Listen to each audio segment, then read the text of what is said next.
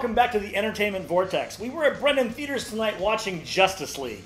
Now, if you've watched any of the past content, you know I mention all the time that I am a die-hard DC fan. I grew up with the comics. My favorite superhero is Green Arrow, which of course is not in this. I was super excited to see this movie. And you know what? I really did enjoy this movie. It was a lot of fun. I'm not saying it's a perfect movie. There are aspects of it that I have a feeling it took some damage from the studio process because it seems to be a written rule somewhere in his contract that they can't actually release a film with everything that Zack Snyder wanted in the film. There always has to be a 15 minutes additional, 30 minutes additional Ultimate Edition that comes out later, which is always a much better movie that actually shows what his original vision was. And I'm sure this is going to be one of those cases. We'll get our 4K Blu-ray and Blu-ray release, which will have all kinds of extra stuff in it. And I will, of course, be in line to buy it on day one if there is indeed a line. It's not a Marvel movie, so there probably won't be. I am looking forward to watching this again and again and again and really ripping into it. Now, let's start with the good, because there was a lot of good. I will say that this is going to be a spoiler-free review like we normally do, but we will be doing a spoiler-heavy review where we're just going to dig into this movie separately. So if you want to see that, once this one's done, feel free to click on the link at the end of the video. That will show you the spoiler-heavy review. But this one, you're safe. So before Avengers came out, the first big movie with larger-than-life personalities where they were bringing them all together into the same space, I was really worried that it wasn't going to work. And of course, history shows that Avengers did work. It was very good. And in this one, I was still worried because the DC heroes are bigger and more larger than life than the Marvel heroes are. That's kind of what they do. Marvel heroes are more grounded in reality and they're more relatable to the person watching the movie, whereas DC heroes tend to be those gods upon high that have powers that are unfathomable. I mean, look at Superman, you look at Wonder Woman, and they are just so far beyond anything that I can relate to.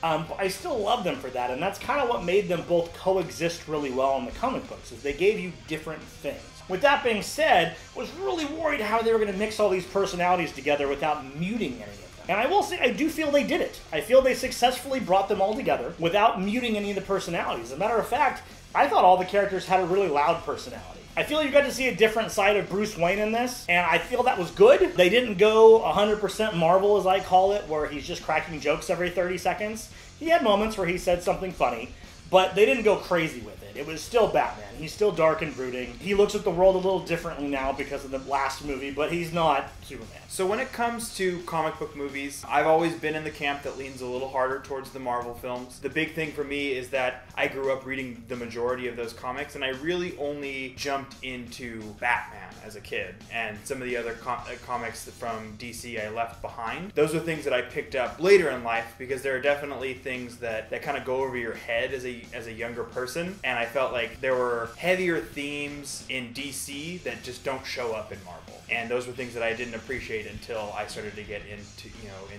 young adulthood and into adulthood. As far as this particular film is concerned, it has a lot of highlights. There hasn't been a whole lot of hype about this movie, but there has been just that clamoring for this type of, team-up movie in this universe. As far as the characters, I feel like they've all been played excellently. We've run into some issues in previous movies where, things get cut up and you don't necessarily find out as much as you should about the characters in the theatrical release. And this may be the case in this particular instance as well, but it's not something that hampers the growth of those characters and allows you, you still have the ability to get immersed in their trajectory and the actual acting itself. I think every character has their own little role to play as far as the way that the viewer enjoys this movie. You have your comedic relief, you have your straight man, all of the necessary things to make a group dynamic work properly, and it pops on screen. When they're all together, like the colors all work really well because everybody's kind of got their own style. It makes things flow really easily when you're going from,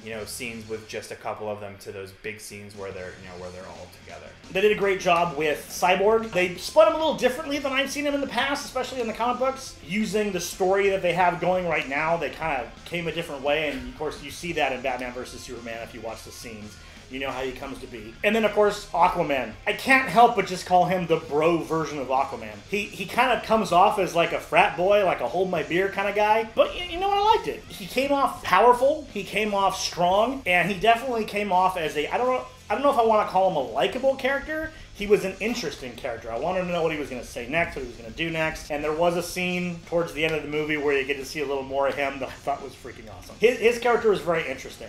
I think that might have been the only way you could do Aquaman in a Justice League movie, with a live-action movie, without him being just completely stupid. I understand that the Aquaman of the past is kind of the butt of all superhero jokes. Talk to Fish, Orange Leotard, all that great stuff. But modern-day Aquaman in the comic books is definitely not that. I'm glad they took some from that and kind of made him something of his own. And Jason Momoa brings a presence to this character that honestly I think was the only way they could have done it. And I'm glad that they thought of that and they tapped him. I think he works really well. Highlights as far as performances are concerned, Ezra Miller is at the very top of that list. I love The Flash, and I can't wait for the movie. It's going to be really interesting to see which direction they go, which villains they choose to use. He definitely brings that fire and intensity when it comes to comedy. As far as the other characters are concerned, it's hard to say that he's the only highlight because he's not. The team itself is the highlight of this one. Everybody plays off of each other really well.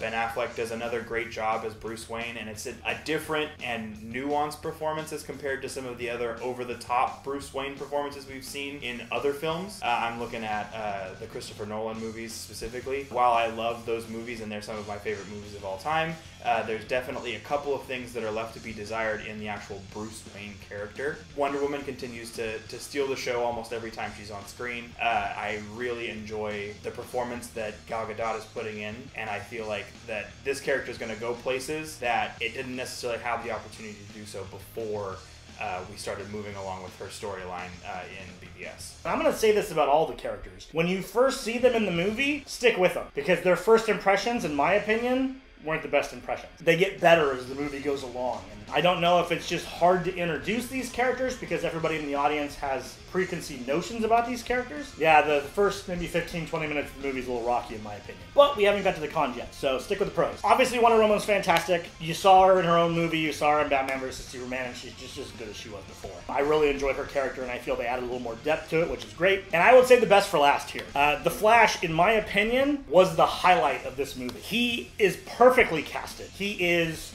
hilarious, and that was where the humor needed to be. I didn't want to see it infused into Batman more than it was. I didn't want to see it infused into Cyborg more than it was. It needed to be coming from the Flash. And let me tell you, it was definitely coming from the Flash. Every line and every one-liner he gives I thought was perfect. I can't wait to see his standalone movie, and I can't wait to see more of him. He was just fantastic. And with that being said, I feel this cohesive group was really good. I enjoyed them together, I enjoyed them playing off of each other, and I definitely enjoyed them in action, without question.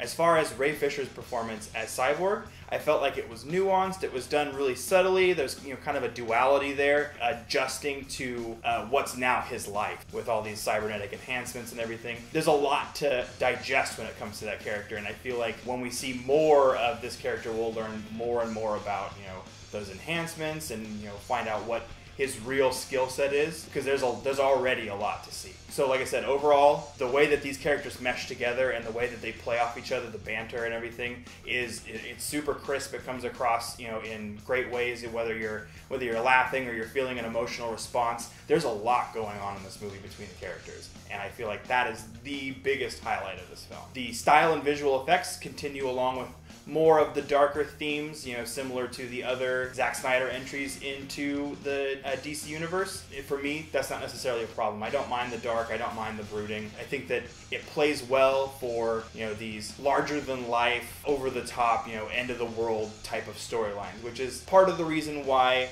a lighter tone worked for Wonder Woman. Just because, while her situation was still dire, it didn't necessarily mean that the world was going to end. There was just things that were going on. Now, when it comes to the story, we all knew who it is. I'm not going to say it here just in case someone viewing doesn't know, but they did reveal it in the trailer who it was. That it's the villain. A little one-dimensional. But I will say that a lot of DC villains are a little one-dimensional. They are super powerful, and they just want to take over the world. And that's kind of what they all do. There are exceptions to the rule, of course. But a lot of DC villains tend to be pretty generic. Look at Flash's villain set, which of course we're not going to see in this movie, but look at Flash's villain set from the comics. They're even more cliche than some of Batman's villains are. I understand doing someone in this movie was going to be challenging. Doing a villain in this movie that really stood against this larger-than-life team was going to be hard. And while I think he was not bad. I don't think he was great either. I think that he kind of suffered from the Marvel villainitis. That being said, thanks to a couple after credits scene, I know where they're going with it. I don't think it's going to stay one-dimensional. I think we're going somewhere pretty amazing, and it's not where you think we're going. I think the negatives of the movie have to do with the tone and the pacing of the movie. You fire up to 100 miles per hour, then you hit the brakes. And then you fire up to 100 miles per hour, and you hit the brakes. And every time you hit the brakes, I can't help but feel that there was more to that scene and more to that transition that they didn't show. That there were scenes that jump from one place to another, and you're like, was that really supposed to jump that hard?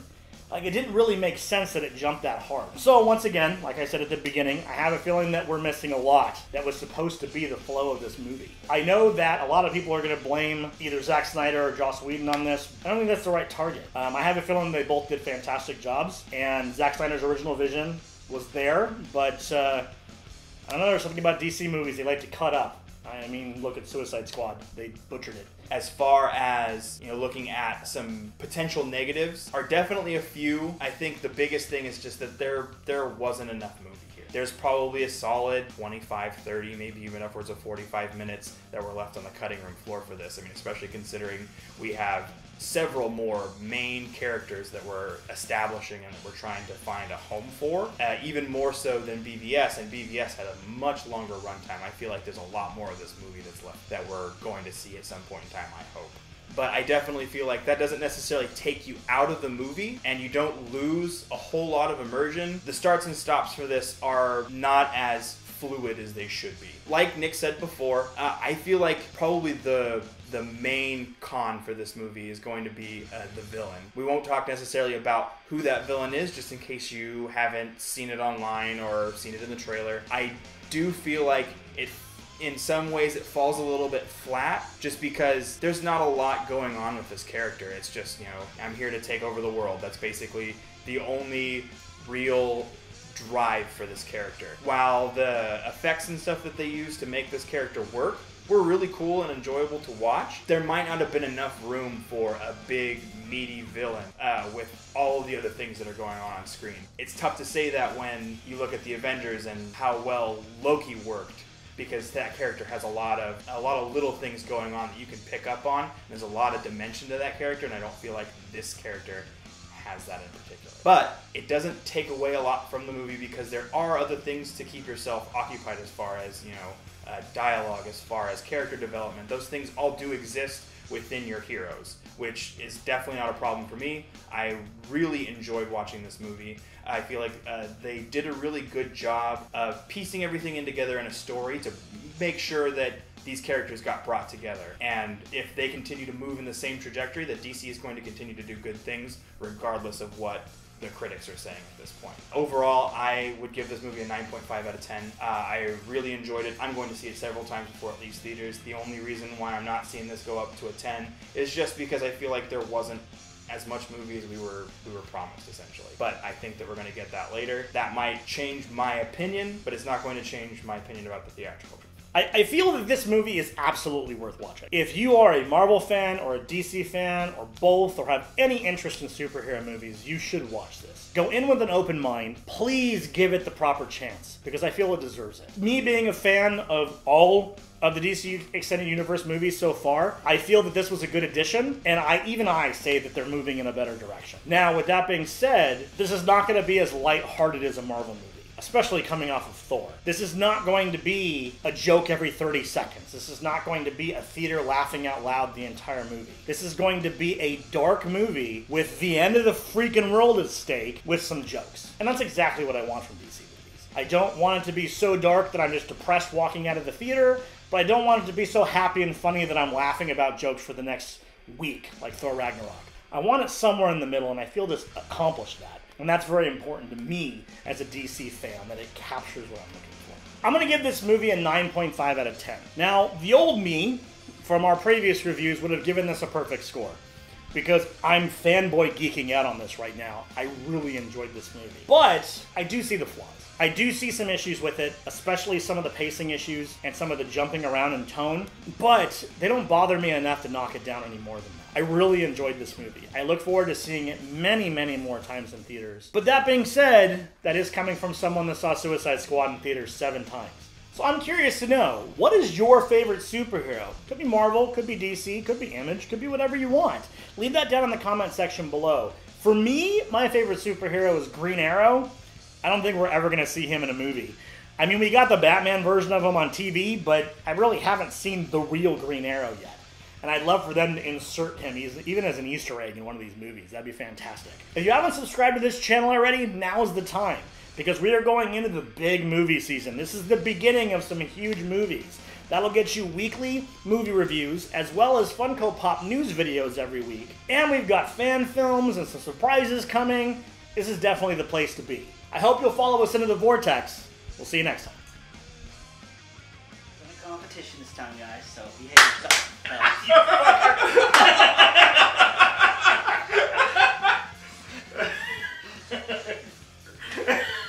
Hello and welcome back to the Entertainment Vortex. Today we are seeing... Saw? Hello and welcome back to the PC Gaming Vortex. This is going to be bad. Well, I thought we were you're not going to say we were at Brendan tonight? I am. After. I didn't even get that far. Wow, you're off to a good start. If you haven't survived this channel... I was like, what? My mind is not working.